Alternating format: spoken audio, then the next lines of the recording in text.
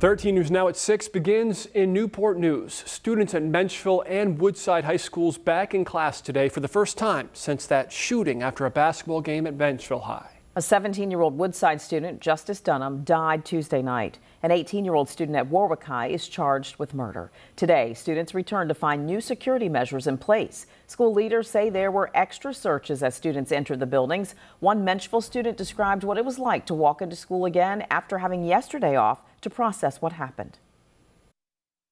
It was kind of weird because there could be a school shooting inside the school. It's just scary. The schools did have counselors on hand today to help any students who needed it. If you're a student or staff member and you want to talk to someone for support, call 757-788-0693. That's the number for the Hampton Newport News Community Services Board. You can call that number 24 hours a day. We are also learning more today about the circumstances of that shooting. New court documents shed light on what the suspect, 18-year-old Damari Batten, told police about that night. Allie Weatherton brings us up to date. A criminal complaint shares Damari Batten's side and what he allegedly told detectives with Newport News Police Department. Batten faces second-degree murder and gun charges after police say he shot and killed 17-year-old Justice Dunham in the Menchville High School parking lot. Newly filed documents said witnesses saw Batten with a gun during a fight. When detectives questioned Batten, he told them he was, quote, jumped.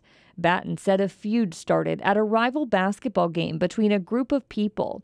He said he ended up leaving early because of the argument and took his friend's keys to get into the car.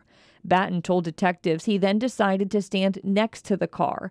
That's when Batten said he saw a group of people who were part of the feud approaching him.